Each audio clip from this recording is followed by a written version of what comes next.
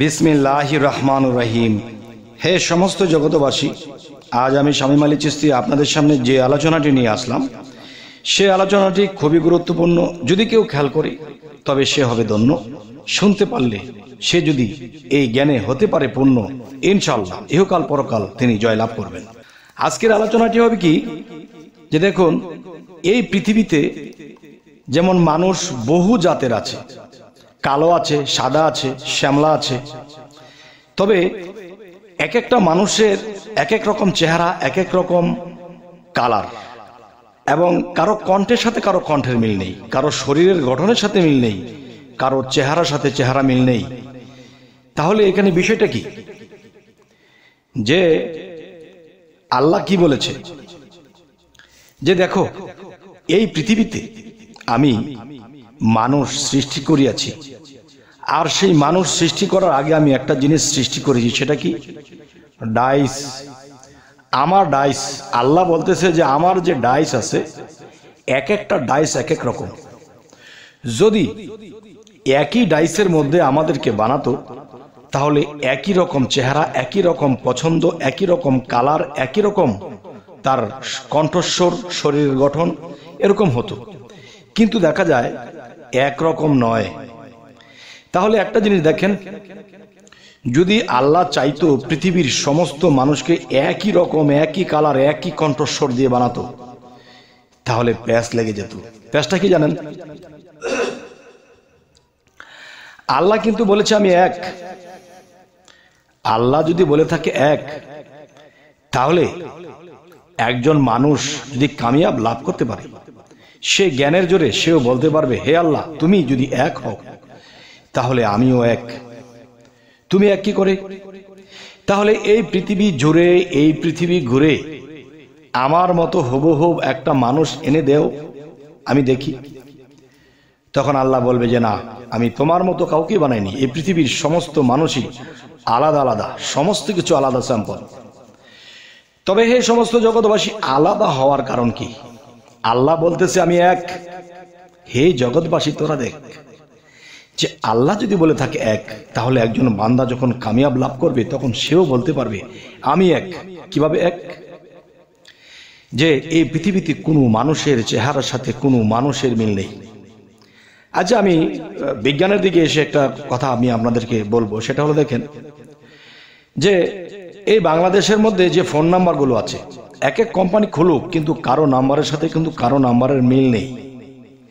যেমন 71, কারোটা 8018, কারোটা 016। কিন্তু এখানে মূল বিষয়টা হলো কি, যদি একই নাম্বার হতো তাহলে একজনে ফোন দিলে সকলের কাছে চলে যেত, আর নাম্বার ভিন্ন ভিন্ন হতো, যার ফলে যার কাছে ফোন দেওয়া হয় ওই নাম্বারে তার কাছেই যায়।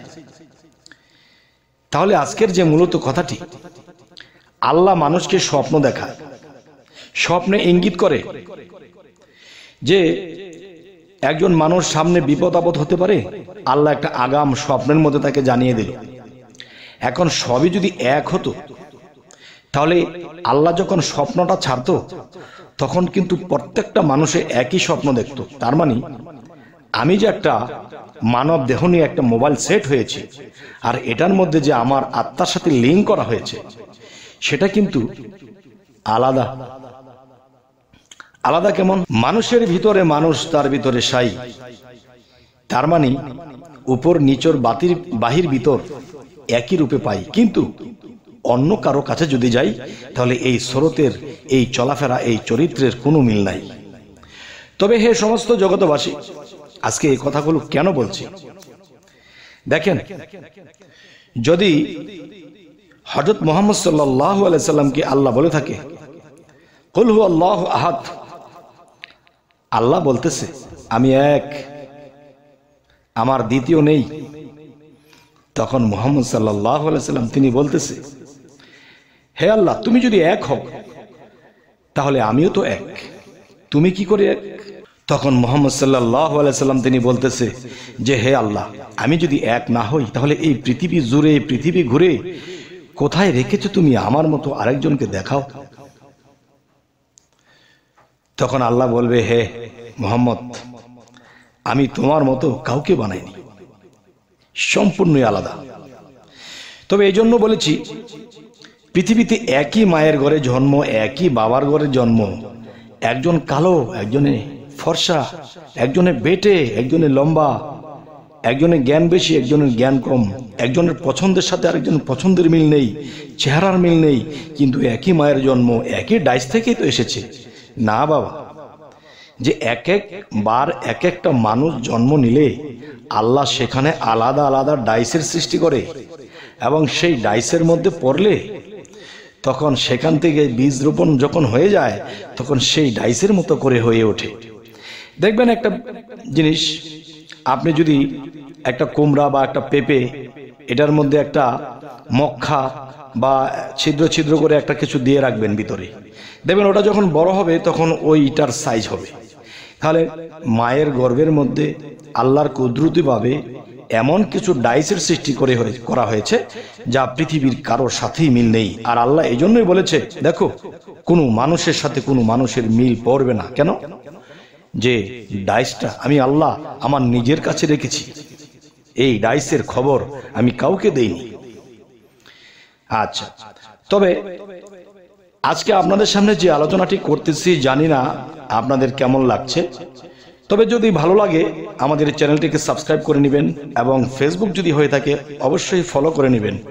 তবে সামনে কি ধরনের আলোচনা চাইছেন অবশ্যই জানাবেন। সকলে ভালো থাকবেন। আল্লাহ হাফিজ।